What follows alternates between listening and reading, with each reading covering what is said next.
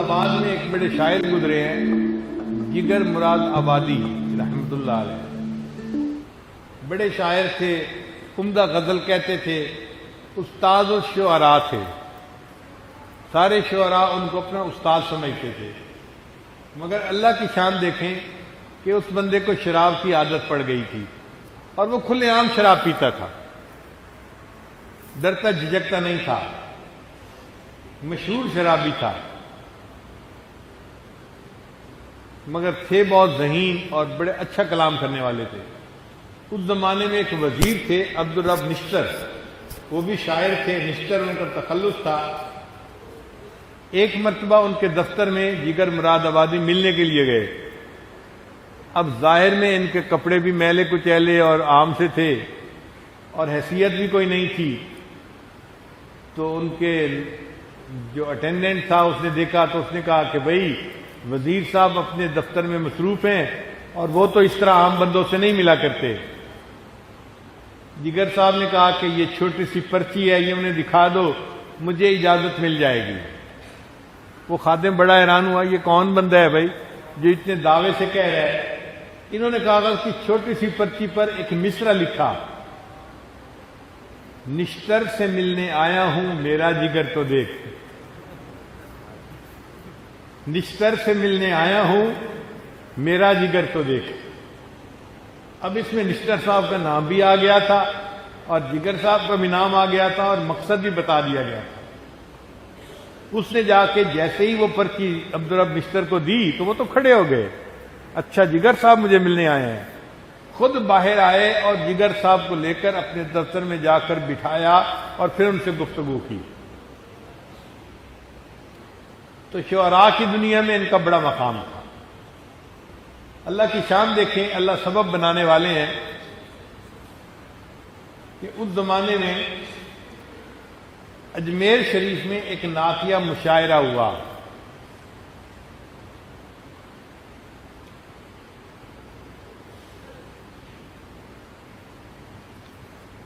اور جو نعتیہ مشاعرہ تھا وہ بڑے پیمانے پہ تھا، یعنی جیسے بین الاضلاعی مقابلے ہوتے ہیں نا کہ پورے ملک سے شعراء کو بلاؤ۔ اب جو انتظام کرنے والے تھے وہ اس بات پہ حیران تھے کہ ہم جگر کو نعت پڑھنے کے لیے بلائیں یا نہ بلائیں۔ کچھ کہتے تھے کہ وہ شرابی ہیں، ان کو نہیں بلانا چاہیے، کچھ کہتے تھے کہ وہ مشاعرہ کیسا جس میں اتنا بڑا شاعر نہ ہو، تو اختلاف رائے ہو گئے۔ بالآخر منتظمین نے فیصلہ کیا جرأت مندانہ کہ نہیں، ہم ان کو بلائیں گے اور ان کو کہیں گے کہ وہ بھی نعت پڑھیں۔ اب انہوں نے جگر مراد آبادی کو اپنی ریکویسٹ پہنچا دی کہ جی ہم مشاعرے کی دعوت دیتے ہیں، آپ آئیں اور نعت پڑھیں۔ جگر صاحب نے نہ تو کر دی، مگر حیران تھے کہ مجھ جیسا شرابی، مجھ جیسا گناہگار، مجھ جیسا سیاہکار اور نبی اکرم کی شان میں کلام لکھے اور ان کی شان میں کلام پڑھے، میرے منہ کو زیر کیسے دیتا ہے؟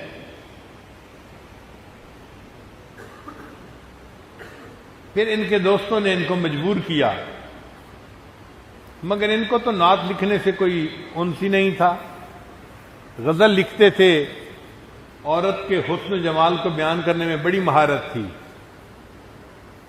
انہوں نے ارادہ کر لیا نعت لکھنے کا، روز نعت لکھنے بیٹھتے اور بے اختیار غزل لکھ بیٹھتے، نعت لکھنی شروع کرتے اور غزل لکھ دیتے، پھر لکھے ہوئے کو کاٹتے، لکھتے کاٹتے، لکھتے کاٹتے، کئی دن گزر گئے۔ ایک اذیت تھی ذہنی کہ میں اس قابل نہیں کہ مجھے نبی علیہ السلام کی شان میں کچھ لکھنے کی سعادت ملے۔ سمجھتے تھے کہ یہ میرے گناہوں کا وبال ہے۔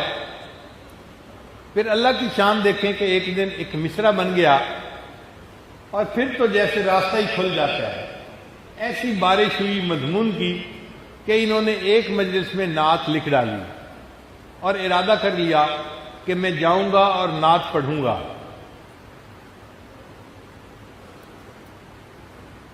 پھر انہوں نے سوچا کہ عوام الناس بکھرے ہوئے ہیں کہ کیسے کوئی ایک شرابی کو نعت پڑھنے کے لیے کہہ سکتا ہے اگر جگر صاحب نے نعت پڑھی تو ہم ان کی پٹائی کریں گے. تو ہنگامہ کھڑے ہونے کا ڈر تھا. تو منتظمین نے کہا کہ آپ مشاعرے سے چند دن پہلے ہی آ جائیں اجمیر شریف. یہ 3 دن پہلے مشاعرے سے اجمیر شریف پہنچ گئے. لوگوں کو پتہ نہیں تھا, لوگ توقع کرتے تھے کہ جی مشاعرے کے دن آئیں گے. یہ وہاں بیٹھے ہیں اجمیر شریف میں اور حالات کا جائزہ لے رہے ہیں. شہر میں بڑے بڑے پوسٹر لگے ہوئے ہیں, ہم ایک شرابی کو نبی علیہ السلام کی شان میں شعر نعت کہنے کی اجازت نہیں دے سکتے. اگر اس نے نعت پڑھی تو ہم اس کو ذلیل کریں گے, رسوا کریں گے, ہم اس کی مخالفت کریں گے. اب منتظمین بھی پریشان تھے.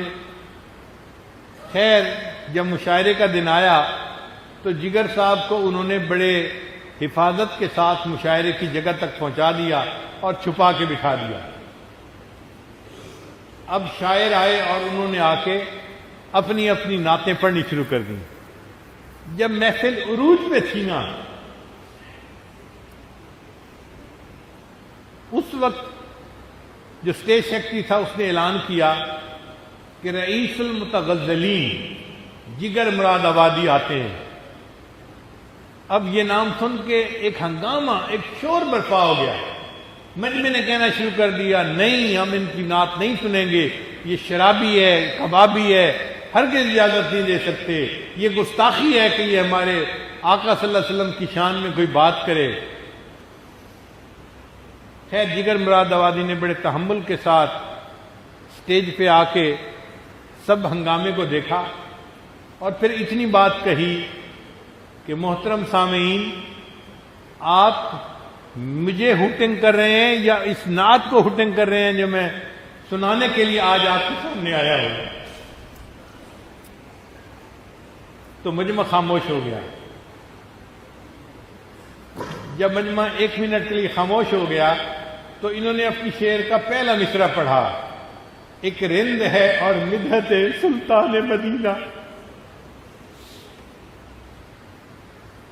ایک رند ہے اور مدحت سلطان مدینہ. اب الفاظ ایسے تھے کہ مجمع کے لوگوں کو جیسے سانپ سونگھ گیا. وہ چاہتے تھے کہ ہم بھی سنیں آخر ایک شرابی نے آقا صلی اللہ علیہ وسلم کے بارے میں کیا کہا. تو جب مجمع خاموش ہو گیا تو جگر مراد آبادی نے روتے ہوئے نبی علیہ السلام کی شان میں اشعار پڑھے.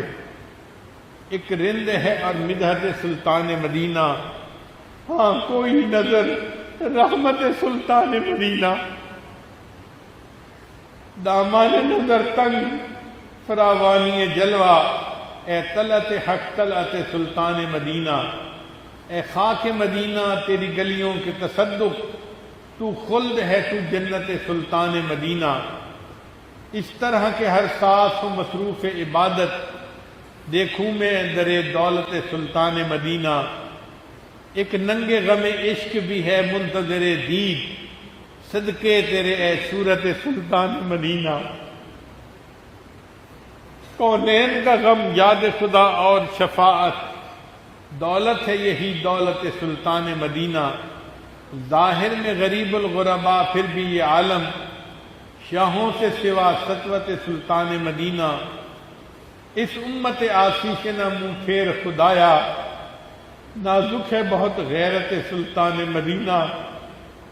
کچھ ہم کو نہیں کام جگر اور کسی سے,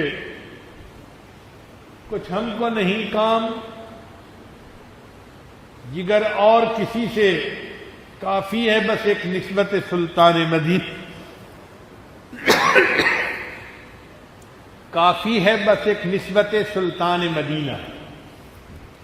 اب جب یہ انہوں نے نعت پڑھی تو مجمع تو حیران تھا کہ اللہ نے ایک شرابی کے زبان سے کیسی عجیب باتیں کہلوا دی. یہ باتیں تو کوئی عاشق صادق ہی کہہ سکتا ہے نا.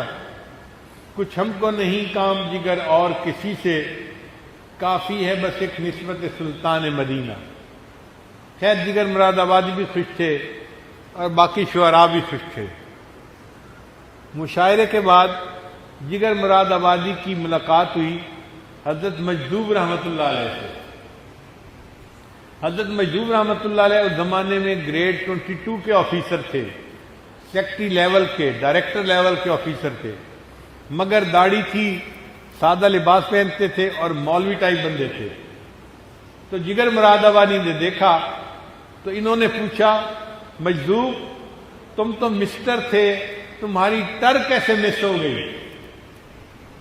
مجذوب تم تو مسٹر تھے، انگریزی تعلیم یافتہ تھے، تم تو مسٹر تھے، تمہاری ٹر کیسے مس ہو گئی؟ تو حضرت مجذوب رحمۃ نے فرمایا کہ مجھے ایک اللہ والے کی صحبت نصیب ہوئی اور اس کی صحبت سے میری ٹر مس ہو گئی۔ تو جگر مراد آبادی نے کہا کہ کیا میری بھی ملاقات ہو سکتی ہے؟ انہوں نے کہا ہاں، میں ان سے اجازت لے کے ملاقات کروا سکتا ہوں۔ جگر مراد آبادی نے کہا کہ میری 2 شرطیں ہیں۔ ایک شرط تو یہ کہ میں آؤں گا تو چونکہ پینا میری عادت بن چکی ہے، اب اس کے بغیر میں رہ نہیں سکتا، تو میں وہاں بھی جا کر پیوں گا، یہ شرط ہے میری۔ چنانچہ خواجہ مجذوب رحمۃ اللہ نے حضرت اقدس تھانوی رحمۃ اللہ سے پوچھا کہ حضرت ایک شاعر ہے، شرابی ہے، مگر آپ سے ملنے کا خواہش مند ہے، شرط یہ لگاتا ہے کہ میں آؤں گا تو میں وہاں بھی پیوں گا، رات کو پیے بغیر میرا گزارا نہیں ہوتا۔ حضرت تھانوی رحمۃ اللہ نے فرمایا ہاں وہ آئیں، ہم ان کو خانقاہ میں نہیں ٹھہرائیں گے، کیونکہ خانقاہ تو پبلک پلیس ہے، پبلک پلیس پر ایسا گناہ نہیں کر سکتے، میں ان کو اپنا گھر ٹھہراؤں گا۔ گھر میں تو کافر بھی مہمان رہ سکتا ہے، اور کافر اپنا کفر کرے یہ اس کا معاملہ ہے، اگر گھر میں رہ کر وہ شراب پیئیں گے تو شرعاً ہمارے اوپر وبال نہیں آئے گا۔ چنانچہ مجذوب رحمۃ اللہ علیہ کی وساطت سے جگر مراد آبادی کو حضرت اقدس تھانوی رحمۃ اللہ کی صحبت میں جانا نصیب ہو گیا۔ اب حضرت کے چہرے کا دیدار کیا تو دل نے ملامت کی کہ جگر کب تک تم اس شراب کو پیتے رہو گے؟ کہتے ہیں چھٹی نہیں ہے منہ سے یہ کافر لگی ہوئی، ایسی عادت ہے کہ اس کو چھوڑنا مشکل ہوتا ہے۔ مگر جگر مراد آبادی نے اس وقت حضرت کے سامنے 2 ارادے کیے۔ حضرت ایک تو آج میں اپنے چہرے پر داڑھی سجانے کا ارادہ کرتا ہوں، آج کے بعد شیو نہیں کروں گا، اور دوسرا ارادہ کہ آج کے بعد میں شراب نہیں پیوں گا۔ بن کہے اللہ والے کی صحبت کی برکت سے اللہ نے توبہ کی توفیق عطا فرما دی۔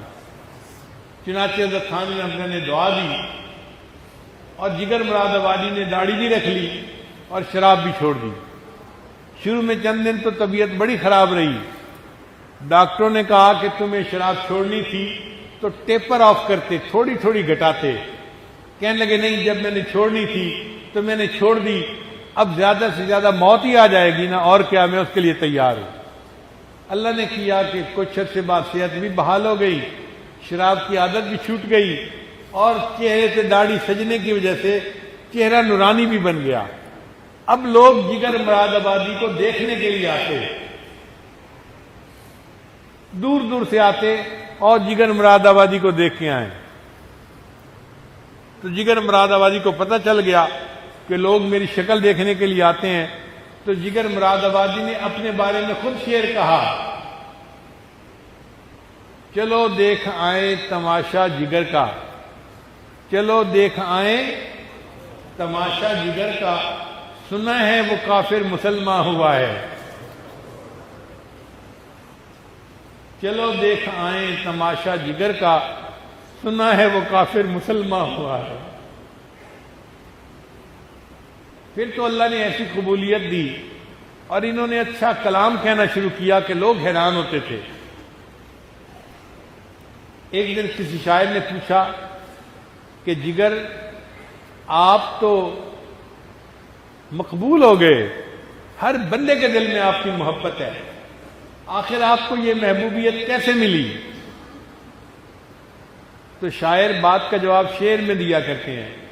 تو جگر مراد آبادی نے شعر جواب دیا، میرا کمال عشق میں اتنا ہے اے جگر، میرا کمال عشق میں اتنا ہے اے جگر، وہ مجھ پہ چھا گئے میں زمانے پہ چھا گیا۔